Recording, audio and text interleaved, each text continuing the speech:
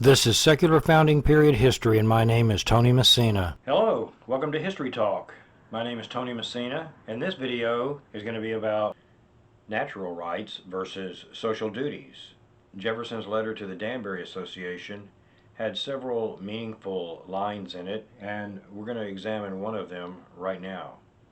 Historical background. The generational routine of the issuance of proclamations of thanksgiving and prayer by the chief magistrate of the various colonies during the colonial period became entrenched over a long period of time, a time when there was no such thing as a separation of church and state anywhere in Christendom.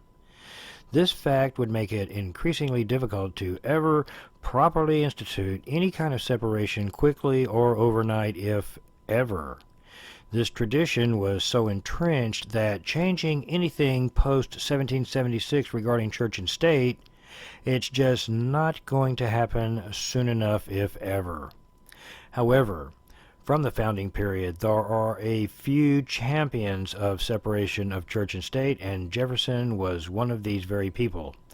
Thanks to him, we have this 1803 letter exchange between President Jefferson and a group called the Danbury Association from Connecticut, and this is what happened. While Jefferson was president, he refused to comply with the long-standing tradition of issuing presidential proclamations for a day of thanksgiving and prayer on the grounds that doing such was not in his power to do. It's not in his job description in the Constitution. Therefore, he would not, as the Danburys put it, assume the prerogatives of Jehovah and issue proclamations to govern the kingdom of Christ. Soon thereafter, the Danbury Association learned of this and wrote Jefferson a letter of thanks for the way he handled that situation, and from that letter exchange we will analyze the following line. All right, here we have the famous letter that Jefferson wrote to the Danbury Association. It's the letter wherein he makes mention of building a wall of separation between church and state. However, in today's video, I'm going to talk about the last line in that paragraph wherein he says, convinced he has no natural right in opposition to his social duties. I'm going to talk about natural rights and social duties right now. The line reads, convinced he has no natural right in opposition to his social duties.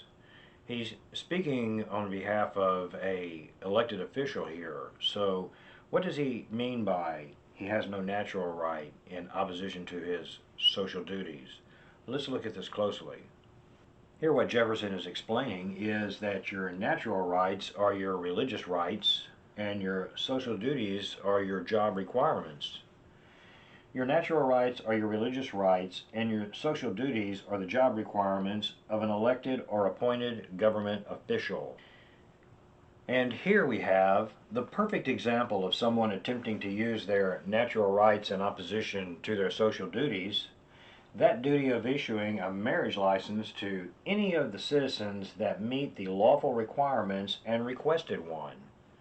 Legally, the question was already resolved properly by lawmaking officials, but Kim had other ideas that clearly put her in opposition to her social duties.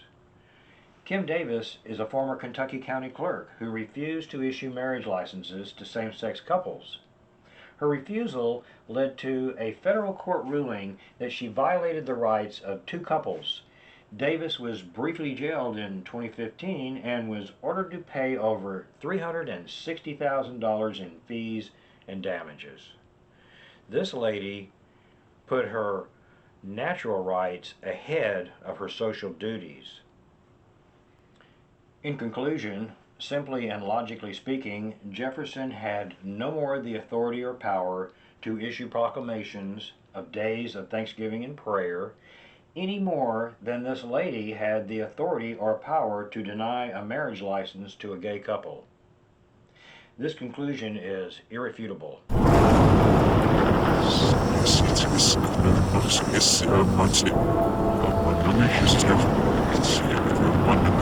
Kaatsen nog van uw beste.